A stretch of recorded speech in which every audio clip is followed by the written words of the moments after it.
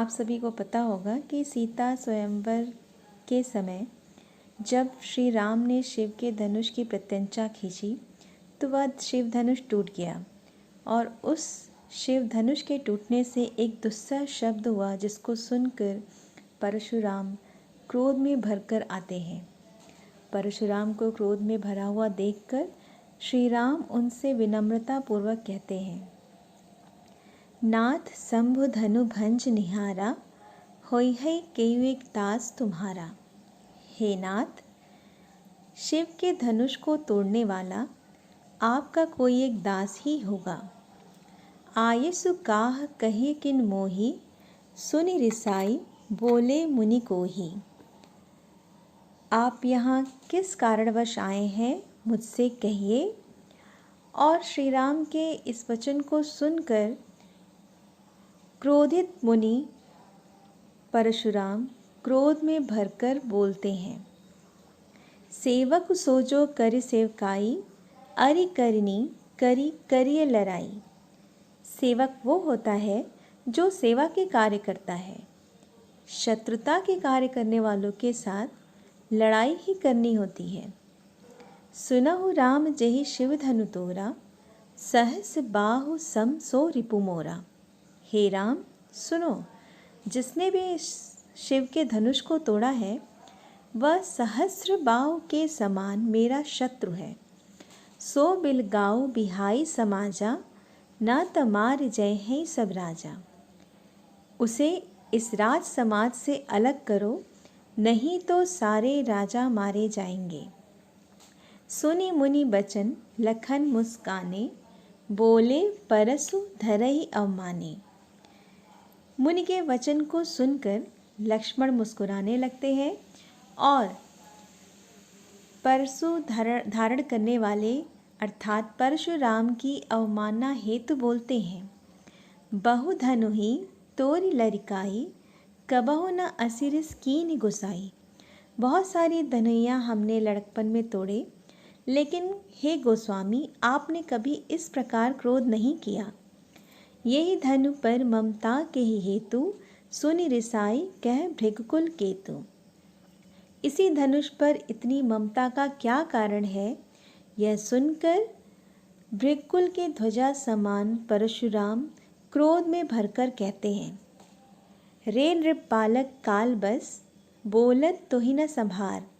धनु ही सम त्रिपुरारी धनु, विदित सकल संसार। हे राजपुत्र, तुम काल के वश में हो, इसलिए तुम संभाल कर नहीं बोल रहे हो। क्या ये शिव का धनुष जो समस्त संसार में विख्यात है, धनुइयों के समान है?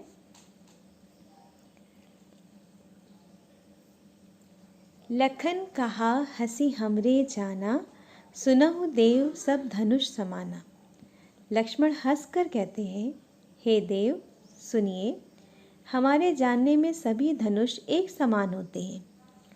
का क्षति लाभ जून धनु तोरे। इस पुराने धनुष को तोड़ने से कैसा नुकसान और कैसा फायदा। देखा राम नयन के भोरे। इसे राम ने नए के भ्रम में देखा। छुवत टूट रघुपति ही न दोषु, मुनि किनु काज करिए कतरोसु। जो छूते ही टूट गया, इसमें श्री राम का कोई दोष नहीं है। हे मुनि, आप बिना कारण क्यों क्रोध कर रहे हैं। बोले चितय परसु की ओरा, रे सट सुनहि सुभाव न मोरा। परशुराम अपने फरसे की ओर देखकर बोलते हैं, हे दुष्ट, तुमने मेरे स्वभाव के बारे में नहीं सुना है। बालक बोली बधाओ नहीं तोही। बालक समझकर मैं तुम्हारा वध नहीं कर रहा हूँ, केवल मुनि जड़ जान ही मोही। हे मूर्ख, तुम केवल मुझे मुनि ही मत समझो। बाल ब्रह्मचारी यति को ही, विश्व विदित क्षत्रिय कुलद्रोही। परशुराम अपनी विशेषता बताते हुए कहते हैं कि मैं बाल ब्रह्मचारी हूँ और अत्यधिक क्रोधी स्वभाव का हूँ और समस्त विश्व में क्षत्रिय कुल के दुश्मन या शत्रु के रूप में विख्यात हूँ। भुजबल भूमि भूप बिनु कीन्ही। मैंने अपनी भुजाओं के बल से इस भूमि को राजाओं से हीन किया है। विपुल बार मही देवन दीनी, और कई बार ब्राह्मणों को दान में दिया है। सहस बाहु भुज छेद निहारा, परसु बिलोकु महीप कुमारा। सहस्र बाहु के भुजाओं को छिन्न भिन्न करने वाले इस फरसे की ओर देखो हे राजपुत्र। मात पितई जनि सोच बस, करसी महिष किशोर। गर्भन के अर्बक दलन, परसु मोर अति घोर। हे महिष किशोर, हे राजपुत्र, तुम अपने माता पिता को चिंता के वश में मत करो। मेरे इस फरसे की कठोरता ऐसी है कि जो गर्भ में पल रहे बच्चों का भी नाश कर देता है।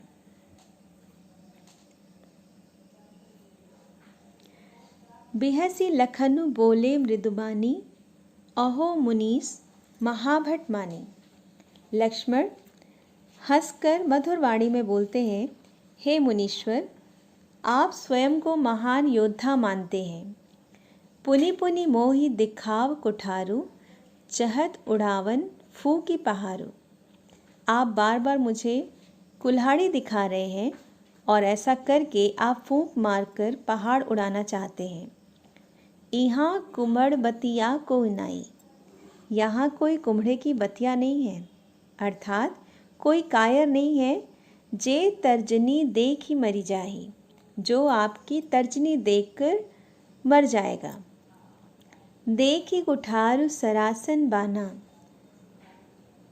आपके कुल्हाड़ी और सरासन और बाण को देखकर मैं कछु कहा सही अभिमाना। मैंने जो कुछ भी कहा है किसी अभिमान के साथ ही कहा है। भृगसुत समोजी जनेऊ बिलोकी, भृगुवंशी समझकर और जनेऊ धारण किया हुआ देखकर, जो कछु कहूँ सहो रिस रोकी। आपने जो भी कुछ कहा मैंने अपना क्रोध रोक कर धैर्यपूर्वक सुना। सुर महिसुर हरिजन अरुगाई, हमरे कुल इन पर न सुराई। देवता, ब्राह्मण, भगवान के भक्त और गाय, हमारे कुल में इन पर शूरवीरता नहीं दिखाई जाती है। बधे पाप अब कीरति हारे, इनका वध करने से पाप पड़ता है और इनसे हारने से अब कीर्ति मिलती है। मारतहु पाप परिय तुम्हारे, और आप मारते हैं, आपके तो पैर पड़ने चाहिए। कोटि कुलिस सम वचन तुम्हारा, व्यर्थ धरहु धनुबान कुठारा। करोड़ों वज्र के समान आपका वचन है, आप व्यर्थ में ही धनुष बाण और कुल्हाड़ी धारण किए हुए हैं। जो बिलो की अनुचित कहूँ, क्षमहु महामुनि धीर। सुनि सरोष भृगुवंश मणि, बोले गिरा गंभीर। यह सब देखकर अगर मैंने कुछ अनुचित कहा हो तो हे महामुनि, मुझे धैर्य धारण करके क्षमा कीजिए। सुनि सरोष, ये सुनकर परशुराम क्रोध के साथ गंभीर वाणी में बोलते हैं। कौशिक सुनहु मंद येहु बालक, हे विश्वामित्र सुनो, यह बालक मंद बुद्धि का है। कुटिलु काल बस निज कुल घालक, यह कुटिल प्रवृत्ति का है और काल के वश में है, इसलिए अपने ही कुल का घातक बन बैठा है। भानु वंश राकेश कलंकु, यह सूर्यवंशी रूपी चंद्रमा का कलंक है। निपट निरंकुशु अबुधु असंकु, यह पूरी तरह से निरंकुश है, बुद्धिहीन है और निडर है। काल कवल होई है छन माही, यह अभी क्षण भर में ही काल का ग्रास बन जाएगा। कहो पुकारी खोरी मोहि नाही, मैं पुकार कर कहता हूँ, इसमें मेरा कोई भी दोष नहीं है। तुम हटकहु जो चहु उबारा, यदि आप सभी राज समाज इसे बचाना चाहते हैं, कहीं प्रताप बल रोसु हमारा, तो इसे मेरे प्रताप, बल और क्रोध के विषय में बताइए। लखन कहो मुनि सुजसु तुम्हारा। लक्ष्मण कहते हैं कि हे मुनि, आपके सुयश का तुम ही अछत को बरने पारा। आपके सुयश का वर्णन आप ही कर सकते हैं, दूसरा और कौन कर सकता है। अपने मुँह तुम आपनी करनी। अपने ही मुँह से आपने अपने कार्यों का बार अनेक भांति बहुबरनी, अनेकों बार और अनेकों प्रकार से उसका वर्णन किया है। नहीं संतोष हो तब पुनि कुछ कहे हो। और अगर अभी भी आपको संतोष नहीं हुआ है तो आप फिर से कुछ कहिए। जनि ऋषि रोगी दुस्सह दुख सहो। अपने क्रोध को रोक कर आप दुस्सह्य दुख मत सहिए। वीर व्रती तुम धीर अछोबा। आप वीरता के व्रत को धारण करने वाले हैं, धैर्यवान हैं और क्षोभ रहित हैं। गारी देत न पावौ शोभा। अब शब्दों का प्रयोग करना आपको शोभा नहीं देता है। सूर समर करनी कह रही, कहीं न जनावही आपू। जो शूरवीर होते हैं वो युद्ध में अपने कार्यों का वर्णन करते हैं, ना कि अपने आप को कहकर जनाते हैं। अपना परिचय वो अपने प्रताप का वर्णन देकर नहीं करते हैं, बल्कि अपने पराक्रम को दिखाकर करते हैं। विद्यमान रण पाई रिपु, कायर कथई प्रतापु। और जो कायर होते हैं वो युद्ध में अपने शत्रु को उपस्थित पाकर अपने प्रताप का वर्णन करते हैं। तुम तो कालु हाँ को जनु लावा, बार बार मोही लागी बुलावा। लक्ष्मण परशुराम से कहते हैं कि आप तो मानो मृत्यु को हाँक लगा लगा कर मेरे लिए बुला रहे हैं। सुनत लखन के वचन कठोरा। लक्ष्मण के कठोर वचन सुनकर परसु सुधारी धरेव कर घोरा। परशुराम अपने भयंकर फरसे को सुधार कर पकड़ लेते हैं। अब जनि देई दोसु मोहि लोगु। वह कहते हैं कि अब मुझे कोई दोष नहीं देगा। कटुबादी बालक बध जोगु। यह कड़वे वचन बोलने वाला बालक वध के योग्य है। बाल बिलो की बहुत मैं बाचा। बच्चा समझकर इसे मैंने बहुत बचाया। अब येहु मर निहार भा साचा। और अब सच में ये मरने के योग्य बन गया है। कौशिक कहा क्षमी अपराधो। विश्वामित्र कहते हैं कि इनके अपराध को क्षमा कीजिए। बाल दोष गुण गनहि न साधु। बालकों के गुण और दोष साधु नहीं गिनते हैं। खर कुठार मैं अकरुण को ही। परशुराम कहते हैं कि मैं तीक्ष्ण कुल्हाड़ी धारण किए हुआ हूँ, करुणा रहित हूँ और अत्यधिक क्रोधी स्वभाव का हूँ। आगे अपराधी गुरुद्रोही। और मेरे आगे ये गुरु का अपमान करने वाला अपराधी खड़ा है। उत्तर देत छोड़ो बिनु मारे। मैं इसे सिर्फ उत्तर दे रहा हूँ, इसे मारे बिना छोड़ रहा हूँ। केवल कौशिक सील तुम्हारे। हे विश्वामित्र, केवल तुम्हारे स्वभाव की वजह से।